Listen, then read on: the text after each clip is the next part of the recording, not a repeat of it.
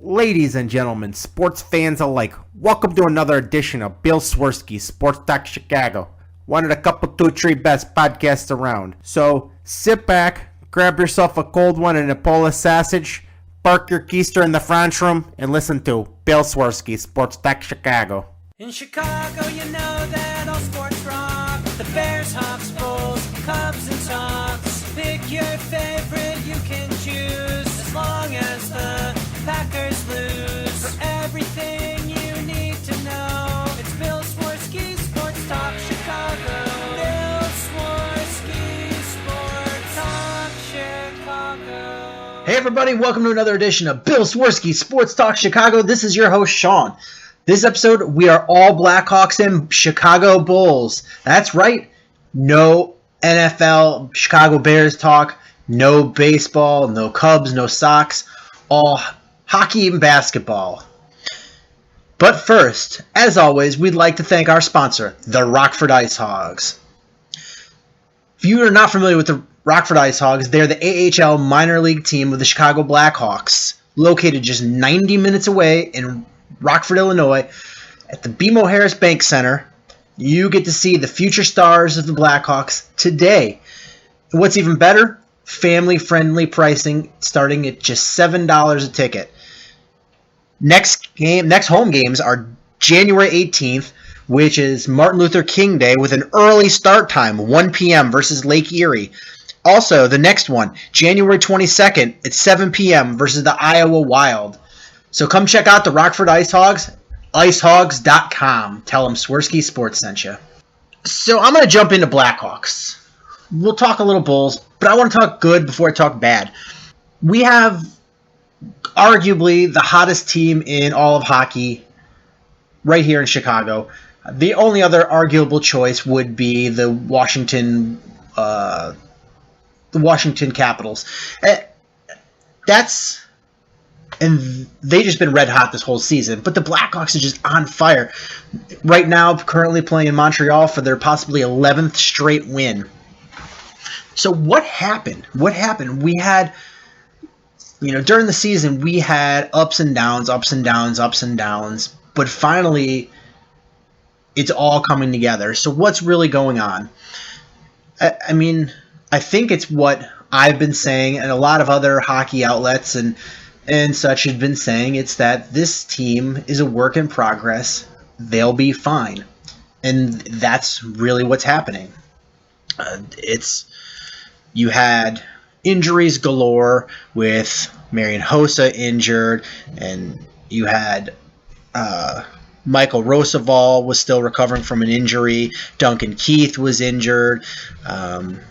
You've had Tavo injured. You've had a lot of injuries on this team, and some of them, and now you have Marcus Kruger, who's out for a while with a wrist injury. There's a lot of injuries on this team, and you had a lot of new players from Panarin, Anisimov. Deneau is new to the major league organization.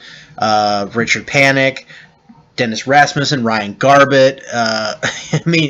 These are all new players to this team. You had a major roster turnover.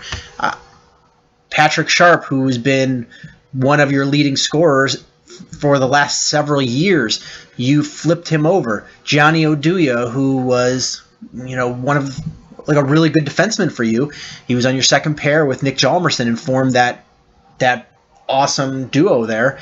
And he's gone. You win a Stanley Cup. You just don't have the cap room to maintain what you're trying to do. It's just this is a salary cap league, and every team that experiences success is going to hit salary cap problems, and that's just the reality of the league. And it's how you overcome them that allows you to have sustainability. And for the Blackhawks, they're very aggressive. They're willing to take moves and make roster spots and make tough decisions. And they sometimes you have to make tougher and more decisions at one time, like they did in this offseason. I'm sure they would rather have kept the talents of Johnny Oduya and Patrick Sharp. It's not a reality. It's just not a reality. You can't do that. Brandon Saad. They would have loved to have had Brandon Saad on this team, but not a reality. You lose Brandon Saad, who's a very good up and coming player, but you make the most out of those moves. That was a tongue twister there. You make the most out of those moves. You bring in Artemi Panarin from Russia, and he has been phenomenal, skating right alongside on the opposite wing of Patrick Kane. You've been missing that second line center for years and years to go on that Patrick Kane line. In the trade for Brandon Saad, you get Artem Anisimov, and he's been absolutely what you need in that second line. He's the ideal second line center for Patrick Kane. And you put in Artemi Panarin in there, and that's just been arguably the best line in hockey this year. You still have Jonathan Toews, who's phenomenal. Marian Hossa is still playing at a high level. You finally figure out who it is that's going to be that third guy on that line, and it's Andrew Shaw right now. Andrew Shaw has been playing great. He's getting back to what it was that makes him such a vital part of this Blackhawks team. I mean, he's not Jonathan Toews vital, he's not Corey Crawford vital, but he has been a key cog in this team in the last couple of years of their high level of play. And Shaw has been really good on this top line. You're finally starting to get some contributions from those third and fourth lines, and they're finding out who it is that plays well on those lines. You've got your third line center in Philip Deneau, who I thought should have been up last year from Rockford. He played well enough and just didn't get an opportunity. But you got Deneau up and playing very well. Desjardins is finally starting to pick it up a little bit and playing closer to what we saw last year. And Teuvo Teravainen is finding a nice home as the winger on that third line. And then you've got Brandon Mashinter has been in and out of that fourth line, but now it's Richard Panik in there, Dennis Rasmussen, and Ryan Garbutt. You trade Patrick Sharp in the offseason, and you bring in a defenseman, and he's just Trevor Daley, and he's just not the guy that's fitting in with your organization, not fitting in the philosophy that you're trying to do. He's not doing the things you need him to do, and you're not playing well enough with him in your rotation. So you move him out.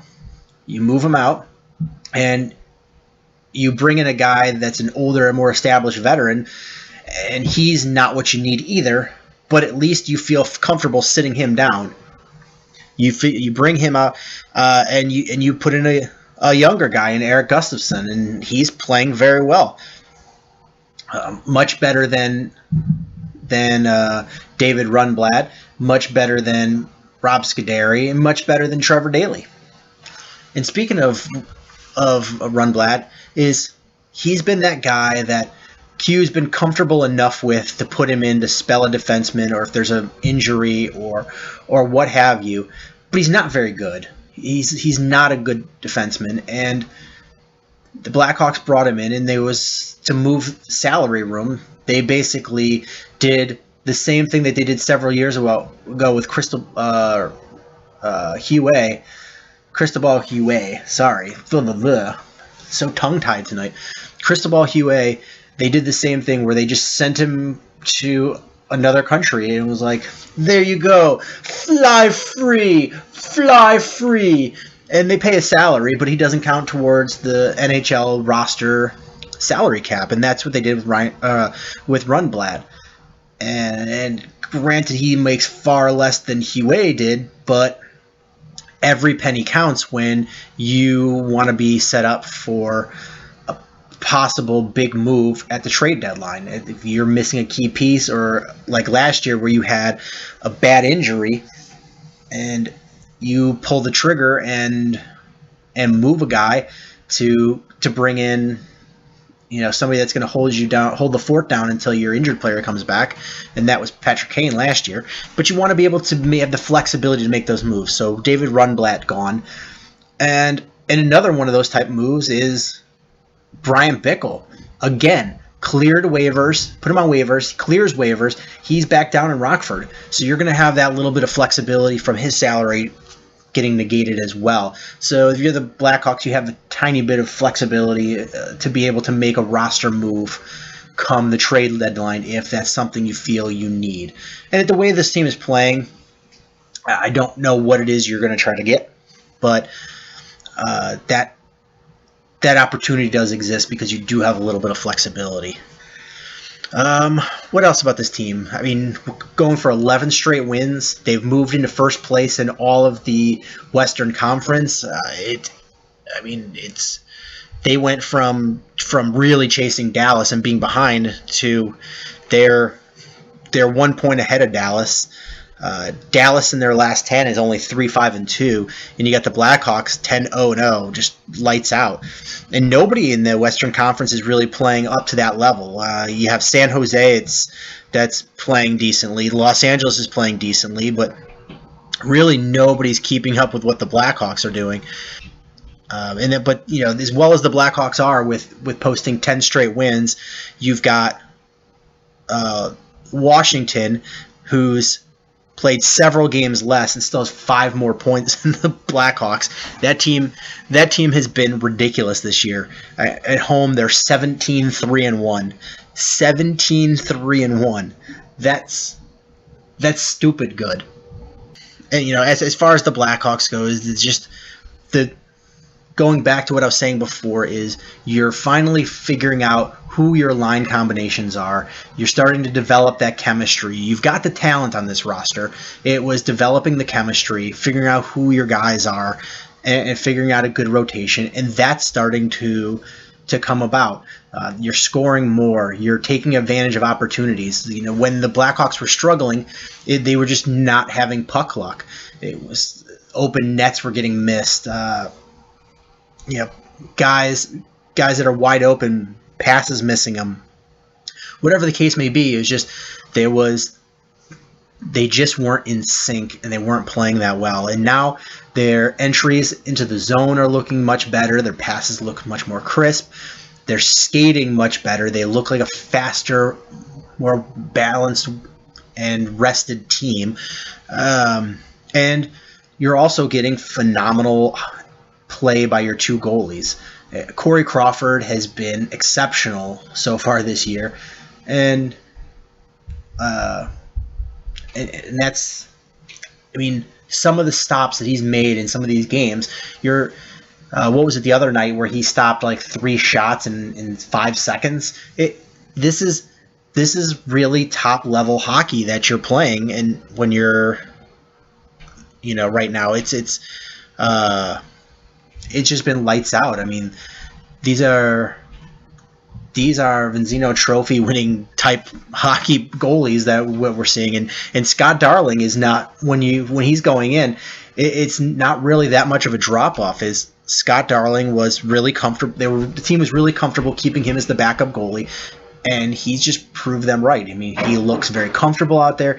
He looks fluid. He looks ready to play. And you're not really missing a beat when he's out there either. So you have great goalie play, and great goalie play carries you really far into this league.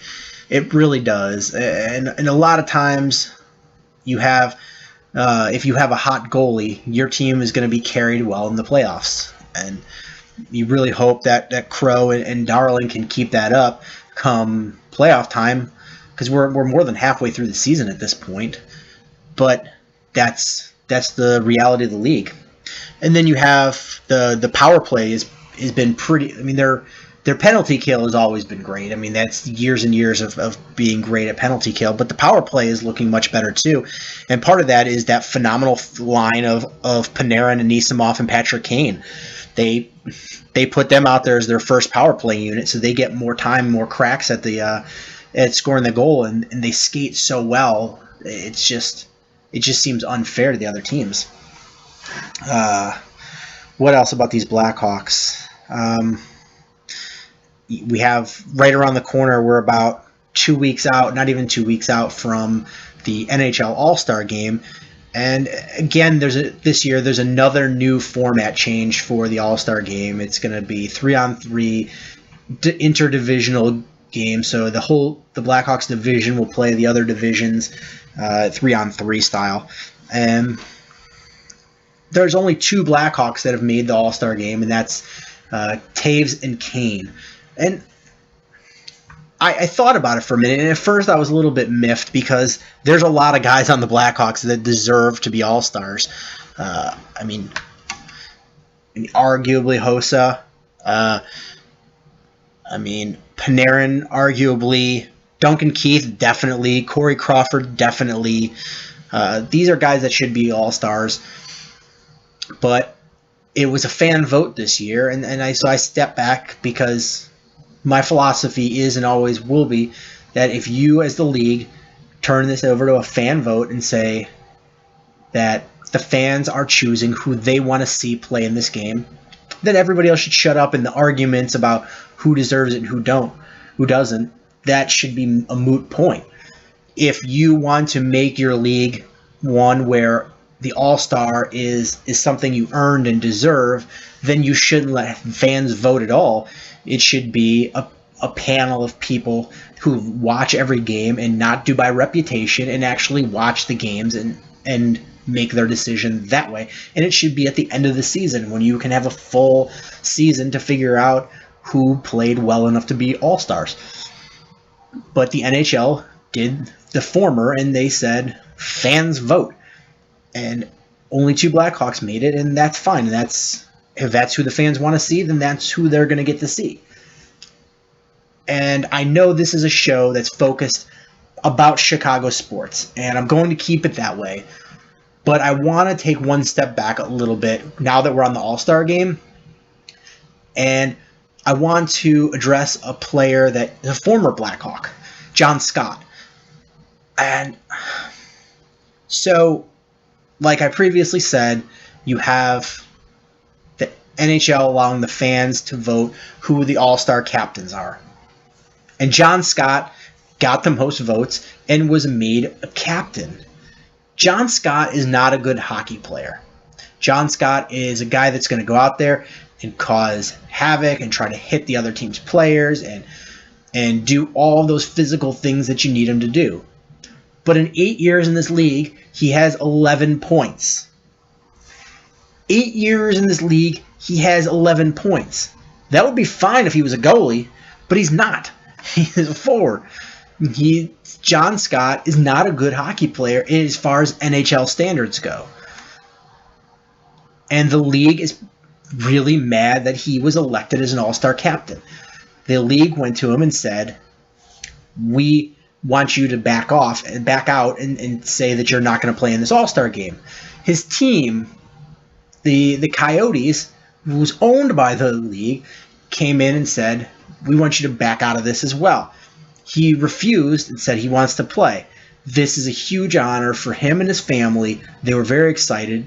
It's the same weekend his wife is supposed to be giving birth to his twins, and his wife wants him to be at that All-Star game because it's that important to her and the whole family, and probably for him as well, because this is going to be the only time he's ever going to be an NHL All-Star. Because I'm sure the NHL will change the rule after this. So he said, no, I'm going to play. And the Arizona Cardinals promptly traded him to Montreal, and Montreal stashed him away in the minors. They put him in the AHL. So by rule, he's not eligible to be on the All-Star team. So they backdoored this guy and told him, no, you can't play. And that's wrong. That's really wrong. And I'm really upset with the NHL about this. It's you, if you're the NHL, you made this rule to have more fan participation and fan interest, and they elected a guy, and I don't care if they did it to make fun of him or whatever the case may be. They elected this guy, and he wants to go and play in the game. Let him play. That's what you did. You opened this up. If you don't like the ramifications of a rule that you instituted, then that's shame on you, NHL. Don't go back and take something away from a player who earned this. Did he earn an All-Star status? as far as the way it used to be? Nope. But did he earn all-star status based on the way the new rule is? Yep. Yep, he did. So let the man play. Don't do dirty tricks. You're trying to make your all-star game relevant, and it's rare that all-star games are relevant. NFL hasn't figured it out. NFL is by far and away the biggest sport in America. They're bigger than baseball, basketball, and hockey combined, and they can't figure out how to make an all-star game relevant. What the hell makes you think you're going to do it, NHL? Just put it out there what you think your base fans want to watch, and anything else you get is bread and butter. This is despicable, and this is a really poor form and bad sportsmanship on the NHL's part. And I normally don't take time away from the Chicago sports to do this, but I felt this was a little necessary. So back to the Blackhawks. What else did I want to say about the Blackhawks? Is there anything else I wanted to say? Against the other night against the Maple Leafs we had a Patrick Kane hat trick. That was great. I mean, he's deserved it. He's played so well this year. He's just anything you could have expected from him this year, he's just absolutely demolished it. He's the leading scorer in the NHL. He's just been phenomenal this year. He's like a man possessed, and he gets a hat trick, and well deserved. So kudos for him on that. And then you have in the last week since we did the last show is Coach Quenneville not only tied but then passed up Al Arbor as the second winningest coach in NHL history. The second winningest coach in NHL history. That's fantastic. I mean, kudos to Quenneville. That's really tough to do. There's a lot of great guys who've coached this game, and now he's considered one of the all-time greats. I mean, so you've got some great names on this list. Barry Trotz with 634 wins. Ron Wilson, 648 wins. Mike Keenan, 672 wins. Lindy Ruff, Pat Quinn, Dick Irvin, Ken Hitchcock, who's currently coaching. He's the current head coach of the He's moved into fourth all-time with 733 wins. But you've got Joel Quenneville now with 783 wins. 783 wins. That's great. I mean, it's just fantastic to see. But ultimately, it's nobody's ever going to touch number one. Is Scotty Bowman, former head coach of the Detroit Red Wings and father of the Blackhawks general manager Stan Bowman. But Scotty Bowman, another guy who started his career with St. Louis, and he's got 1,244 wins. So really, Joe Quenneville nearly has to double his output to get past Scott Bowman. But still, that's a really great accomplishment to have. It's Scotty Bowman that's a record that's never going to be touched. That's like a streak of games played, or Pete Rose's number of career hits. Those are records that are going to stand time. So for Joe Quenneville to be second on that list, that's just really great to see. And he for a couple more, I think 3 more years. So you're going to be able to see him for at least through the 2020 season. So you got several more years at least to seeing Joel Quenneville before he hangs him up. I guess moving on, let's talk about the Bulls, because we got one end of the spectrum with the Blackhawks and how on fire they are and how great they're playing. The other end of the spectrum is we have the Chicago Bulls, and I know in the last show we were singing their praises a little bit and talking about the great things they were doing and how they were buying into Coach Fredberg's way of thinking and his style of play, and they were winning. But that Jekyll and Hyde routine is showing its ugly head, and if you're the Bulls, you're not a good team right now. You're just not a good team. I mean, not everybody's going to go to Dallas and beat Dallas. You're not going to win all these games. But if you're the Bulls, you should be blowing the Philadelphia 76ers out of the water. The Philadelphia 76ers are right in the stratosphere of being the worst team in NBA history. That is a bad team. They're terrible. They're trying to lose. They want to lose. They want to amass all of these top draft picks. That's what they want to do. And they're doing it. They want to lose. I think they have 4 wins this season.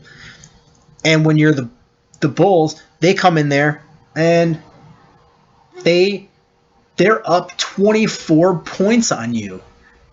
You had to have a Michael Jordan-esque game by Jimmy Butler to bail you out and take you into overtime for you to beat the lowly Philadelphia 76ers. That's sad. This team, there's no respect there. And I tried to figure out and point my finger to it and figure out what it was that this team was lacking. There's so much. But one thing that really stuck out, and I don't know if anybody else notices this either, but when we had Tom Thibodeau here, listen to the players talk about Tom Thibodeau. Whether there was, and we all know there was players that hated Thibodeau. There's absolutely at least 3 players that despised Tom Thibodeau and didn't want to play for him ever again. But listen to them talk about him, and they all call him Coach or Coach Tibbs or Tibbs. All of those things are completely acceptable as far as showing respect for who's in charge there. Now listen to what they talk about now. Is twice in this season I've heard players call the Bulls head coach Fred. They call him by his first name. I know he's a player's coach. I understand that. He was brought here to be the player's coach because you had a guy in Thibodeau who worked everybody way too hard. He worked everybody way too hard. He was too hard on the players. The only thing keeping the Bulls from winning an NBA title was not playing every game like it was the 7th game of the NBA Finals, like Coach Tibbs coached. They bring in Fred Hoiberg, who's known to be a player's coach. And I'm sorry, you don't call your head coach by his first name. You don't do it. I want to put this into reference, is Mike Ditka is 70-some years old. He's been retired from coaching for over a decade. His former player,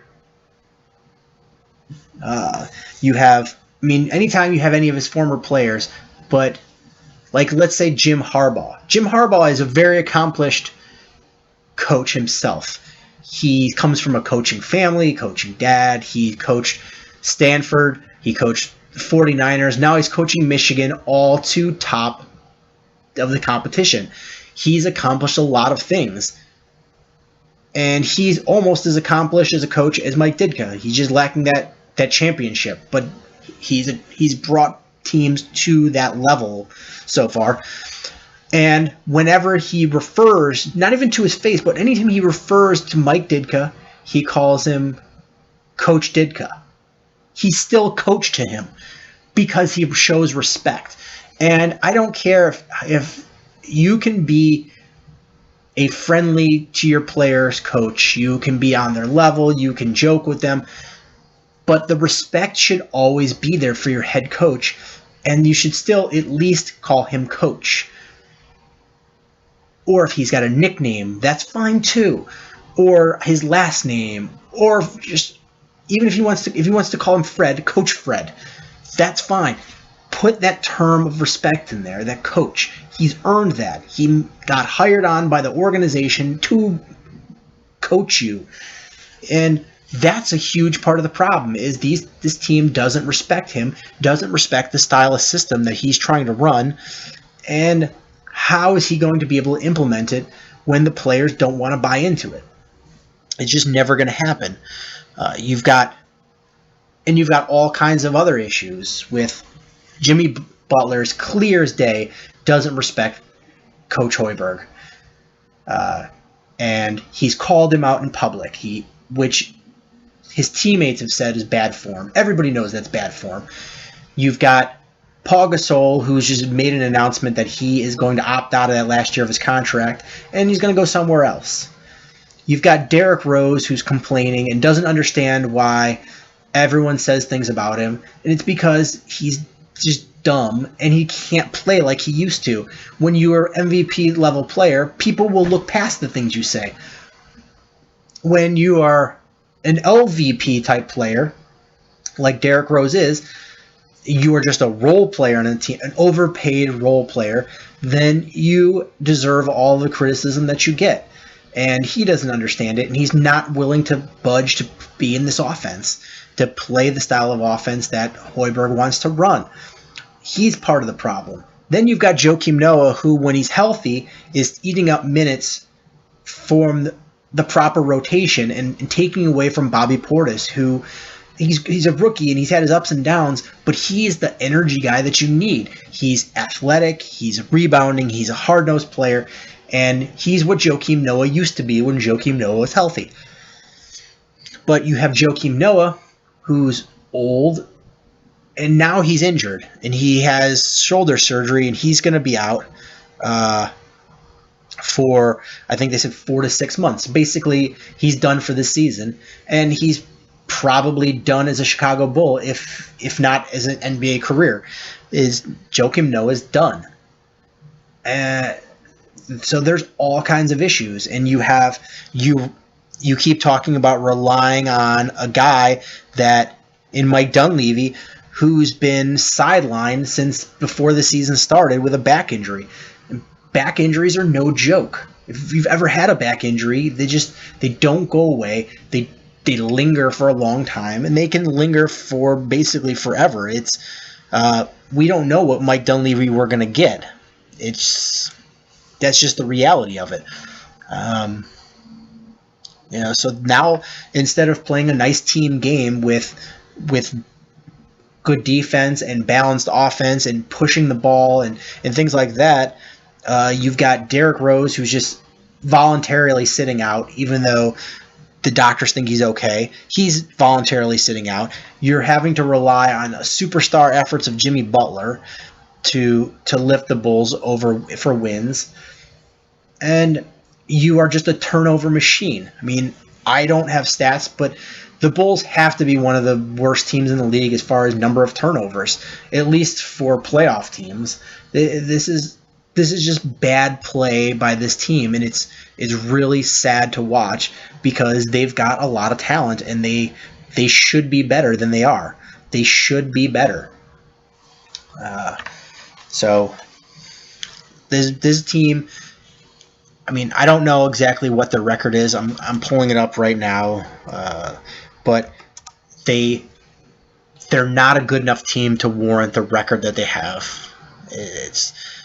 I'm pulling it up by conference here.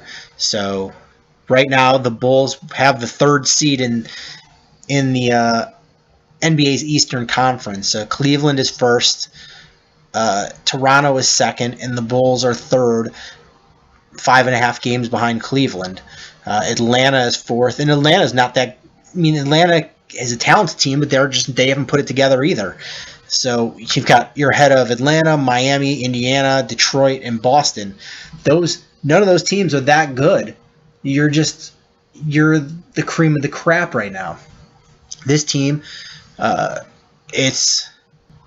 the playoffs were to start today, they would be a home team, but they would be playing the Indiana Pacers.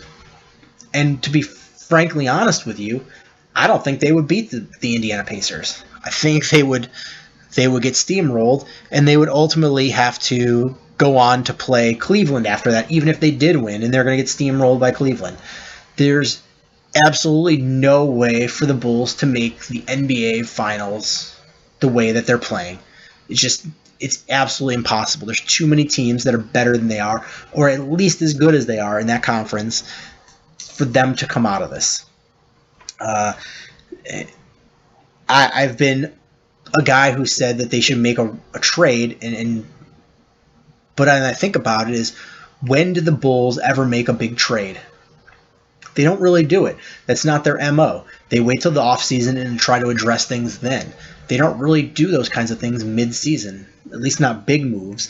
So what's going to change now? What's going to make them think that, prior to the season starting, in their eyes, that all this team was missing was a coaching change and an offensive coach to coach more laissez-faire than Tibbs did, and they were a competitor in the NBA's Eastern Conference. And so what makes me think that they're going to completely scrap that way of thinking and say, we need to make a major trade, especially when they have a winning record and they're a third seed right now if the playoffs were to start today?